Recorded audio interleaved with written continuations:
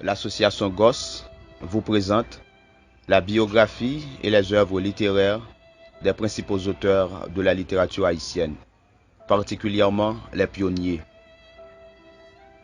Ceux et celles qui ont constitué la génération des plus grands écrivains haïtiens. Du passé au présent, les noms de ces durs travailleurs synaptiques ayant pour outil de labeur encre, plume et papier ne vous sera plus inconnu.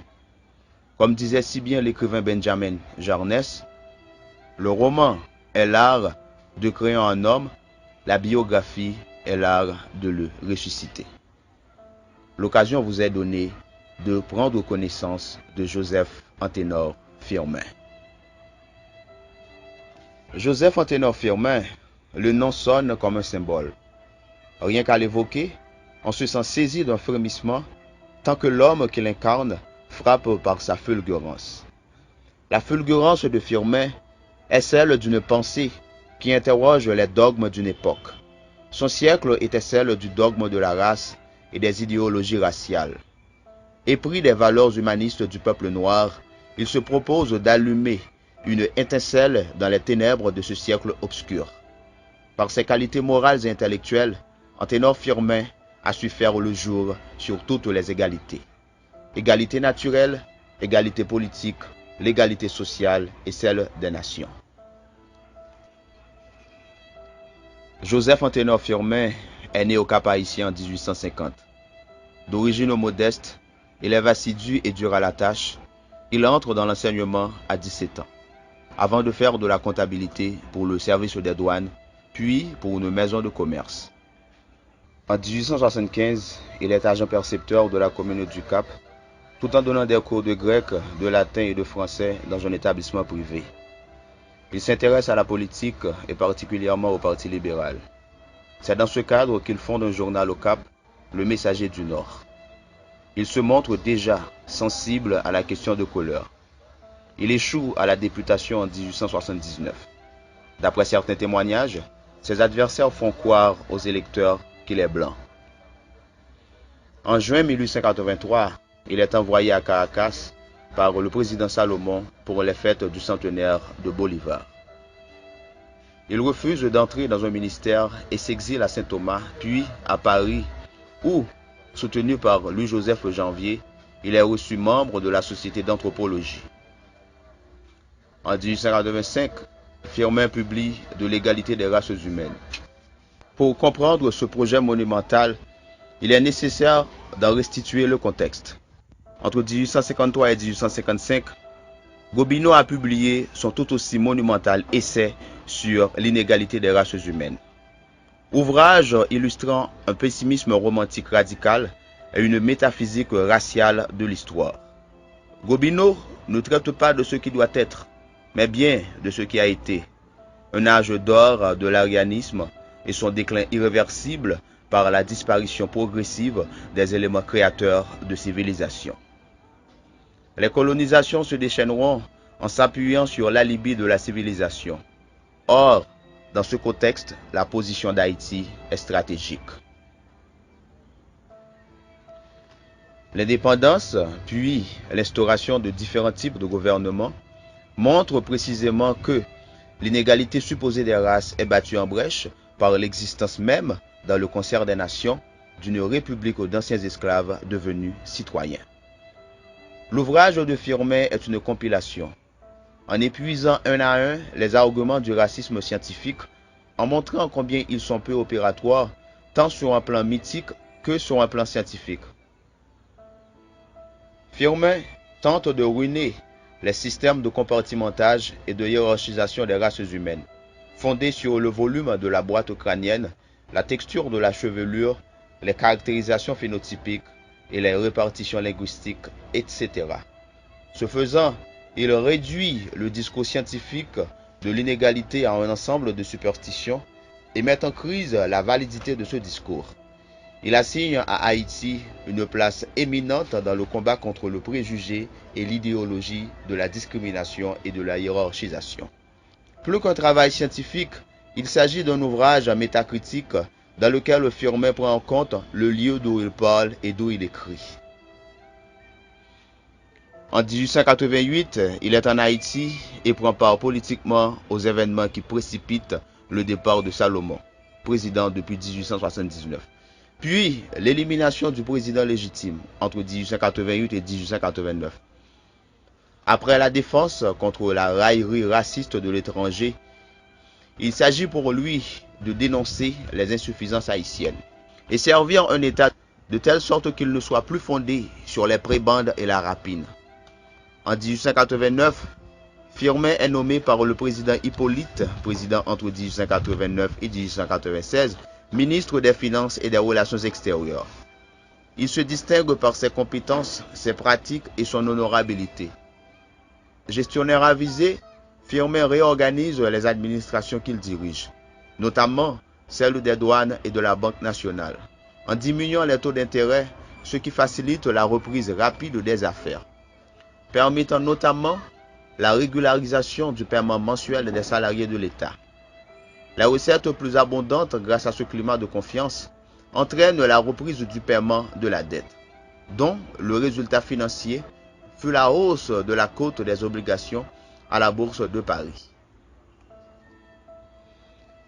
Firmin réussit même ce tour de force en Haïti d'obtenir une trésorerie bénéficiaire. Jamais les finances de l'État n'auront été plus prospères. Fort de ses ressources, le pays verra un développement inégalé des travaux publics sous la présidence d'Hippolyte. Ponts, éclairage public, marchés publics, arrivée du câble transatlantique à Port-au-Prince, téléphone dans les grandes villes.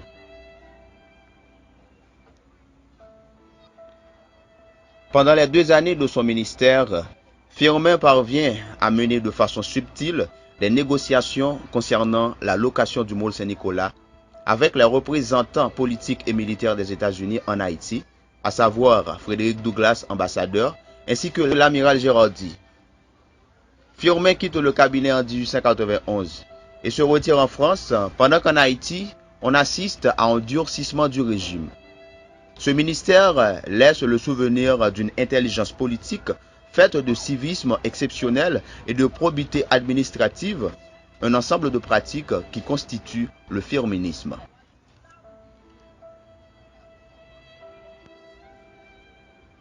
Anténor Firmin publie à Paris en 1891 Haïti au point de vue politique, administratif et économique, texte d'une conférence, et en 1892 une défense qui est une réfutation des critiques émises par son successeur aux finances.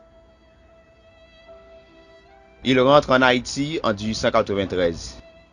Lors de sa rencontre avec le Cubain en exil, José Martí, évoque le projet de confédération antillienne. À Paris, peu après, Firmin multiplie les contacts avec les milieux latino-américains et s'intéresse de près à la question du panafricanisme. À l'avènement du président Sam en 1896, Firmin redevient ministre des Finances et des Relations extérieures. Mais le cabinet est renversé par un vote de la Chambre. C'est un nouveau départ pour l'exil. Firmin publie en 1898 Diplomate et diplomatie, qui concerne le traitement de l'affaire Luders, qu'il compare à celui de l'affaire du môle. Alors que Firmin est parvenu à préserver l'intégrité du territoire national, le gouvernement de Sam cède face à l'ultimatum des 2 canonnières allemandes qui exigent une indemnité de $2000 et une lettre d'excuse. Alors que Luders, commerçant allemand, condamné pour avoir brutalisé un policier haïtien, avait été gracié et autorisé à quitter le territoire. Cette affaire eut un retentissement considérable sur le plan international. Elle témoigne de la faiblesse de l'État haïtien dans un contexte où les menées impérialistes des puissances européennes sont particulièrement très vives. En 1900, il est nommé ministre plénipotentiaire à Paris. Il rentre en Haïti en 1902. Au moment de la chute du président Sam, ses partisans, appuyés par le général Nord-Alexis et l'amiral Killick, entrent dans le gouvernement provisoire dirigé par Adolphe Boisson-Canal. Firmin se prépare alors à l'élection présidentielle. Mais les propres ambitions de Nord-Alexis le poussent à se retourner brutalement contre les firministes et à déclencher du même coup une sanglante guerre civile. Boisson-Canal se range aux côtés de Nord-Alexis, dénonce Killick au gouvernement des États-Unis comme insurgé et son navire, le Crête-à-Pirou, comme pirate. Après l'incendie de Petit Gouave, les navires américains empêchent Kilic d'appuyer les firménistes. Firmin lui-même est l'objet de pressions internationales, notamment de l'Association panafricaine, pour se retirer de ce processus révolutionnaire en faveur d'une intervention américaine. Enfin, le soutien allemand au gouvernement provisoire, résolument opposé à Firmin depuis l'affaire Luders, se marque par la tentative de se saisir de Kilic, qui choisit de s'aborder le Catapiero et de couler avec lui. Cette perte porte un coup fatal aux partisans de Firmin, qui est forcé de négocier. Il repart en exil en octobre 1902. La situation économique se dégrade dangereusement. Pour masquer les insuffisances de gestion, le président Nora Alexis, président entre 1902 et 1908, entraîne l'économie haïtienne dans une inflation importante et prône un discours ouvertement xénophobe, attribuant tous les malheurs d'Haïti à la présence étrangère. En 1904, année du centenaire de l'indépendance, la gourde n'a quasiment aucune valeur. Cette situation laisse percevoir le danger imminent d'une invasion états-unienne. En 1898, Hawaï est annexé. Cuba et Porto Rico sont mis sous tutelle à la fin de la guerre hispano-américaine. Les pressions françaises et allemandes sur Haïti s'accentuent notablement et font régulièrement perdre la face au gouvernement haïtien. À plusieurs reprises et à la suite d'incendies diplomatiques, leurs navires de guerre menacent directement la ville de Port-au-Prince d'un bombardement. Pour contrer d'éventuelles insurrections, Nora Alexis instaure un régime de terreur, particulièrement sur les populations les plus pauvres. Firmin publie un programme politique en 1905. M. Roosevelt, président des États-Unis et la République d'Haïti. Il y pose les conditions pratiques qui doivent permettre à Haïti de faire preuve de l'aptitude de la race noire à constituer une société politique harmonieuse. Il préconise un rapprochement entre Haïti et les États-Unis, brosse des tableaux comparés de l'histoire des deux pays. Il insiste sur certains aspects du mal haïtien, le fonctionnement despotique des institutions, le manque de formation politique des élites, la gestion calamiteuse des finances publiques qui confine à l'économie de rapine. Il propose des réformes administratives en vue d'assurer le développement économique et surtout social du pays. Il y exprime la doctrine d'un libéralisme résolument démocratique. On extrait souvent une phrase célèbre de ce livre: « Dans tous les pays, dans toutes les races, le progrès ne s'effectue, ne devient tangible que lorsque les couches sociales inférieures, qui forment toujours la majorité, tendent à monter en intelligence, en puissance, en dignité et en bien-être. Là où la politique, dite éclairée, ne consiste qu'à perpétuer l'infériorité de ces couches, formant l'assise même de la nation, en exploitant leur ignorance, il n'y a point de progrès possible. » En janvier 1908, ses partisans, pensant qu'ils seraient appuyés par les États-Unis, tentent un coup de force au Gonaïves, qui est rapidement écrasé, faute de l'aide américaine. Le gouvernement américain redoute en effet une extension de cette insurrection à la République dominicaine et à Cuba. Les chefs de l'insurrection sont fusillés, parmi eux les frères Kwaku. La décision américaine s'accompagne d'une mise en garde aux représentations européennes. Désormais, l'État américain est nettement plus impliqué dans la politique haïtienne que n'importe quelle autre puissance. Mais en même temps, il n'intervient absolument pas lors du durcissement du régime, notamment lorsque celui-ci fait donner la troupe contre les paysans souffrant de famine en 1908. La chute de Nora Alexis, puis l'élection à la présidence d'Antoine Simon, président entre 1908 et 1911, ne permettent pas à Firmin de reprendre une carrière politique. Il est envoyé ministre à La Havane, puis à Londres, tant le président Simon craint que cet intellectuel et rival potentiel ne soit trop près. Firmin ne rentrera plus en Haïti et s'installe à Saint-Thomas, d'où il publie les lettres de Saint-Thomas, dans lesquelles il met en perspective la construction toujours à réaliser de la démocratie haïtienne dans un ensemble plus vaste, une confédération des Antilles. En 1911, il publie une réflexion testamentaire et prophétique sur l'état d'Haïti, au titre évocateur, l'effort dans le mal.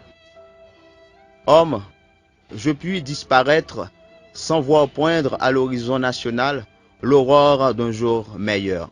Cependant, même après ma mort, il faudra des deux choses l'une.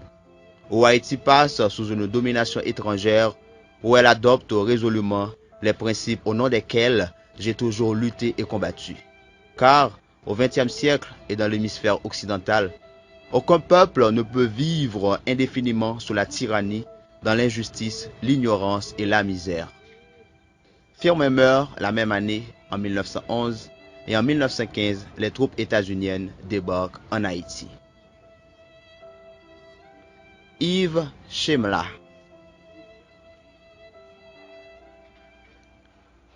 Les principales œuvres d'Anténor Firmin. De l'égalité des races humaines, qui est une anthropologie positive parue pour la première fois chez Pichon à Paris en 1885. Réédité en 2003 chez l'Harmattan à Paris et en 2005 à Montréal, Canada, chez Mémoire d'Encrier. Haïti, au point de vue politique, administratif et économique, qui a été une conférence donnée au Grand Cercle de Paris le 8 décembre 1891. Diplomate et diplomatie, lettre ouverte à M. Soloménos, paru au Cap-Haïtien, imprimerie du Progrès en 1899. M. Roosevelt, président des États-Unis et la République d'Haïti, paru à Paris chez F. Pichon et durant Ozias en 1905. Lettre de Saint Thomas, qui a été une étude sociologique, historique et littéraire, paru à Paris chez Girard et Brière en 1910. L'effort dans le mal, rédigé sur l'île de Saint Thomas et paru à Port-au-Prince à l'imprimerie Chauvette en 1911.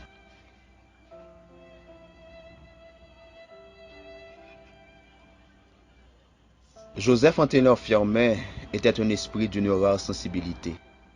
Un patriote qui se refuse à toute compromission, allant à l'encontre des principes qui gouvernent sa vie d'homme et de citoyen. Son œuvre porte témoignage sur son époque, sur l'intellectuel probe et honnête qu'il fut. Il a été le premier à dénoncer les falsifications opérées dans l'histoire de l'humanité par les racistes prétendument civilisés. Disait-il, la civilisation égyptienne qui nous étonne encore aujourd'hui par ses réalisations spectaculaires était une civilisation nègre. Pour affirmer la rigueur scientifique de ses recherches, il n'hésitait pas à citer en référence des historiens impartials face aux vérités historiques telles que Hérodote, Champollion, Ampère, dont les affirmations catégoriques sur le caractère négroïde des Égyptiens anciens ont été étouffées ou ignorées. À maintes reprises, il a pris l'exemple de l'indépendance du peuple nègre d'Haïti afin de prouver que la race noire est douée d'une faculté d'expansion morale et intellectuelle aussi active que les autres peuples. Joseph Anténor Firmin demeure un modèle pour la jeunesse de tous les temps. L'une des plus grandes figures du 19e siècle haïtien. Josué Jérôme.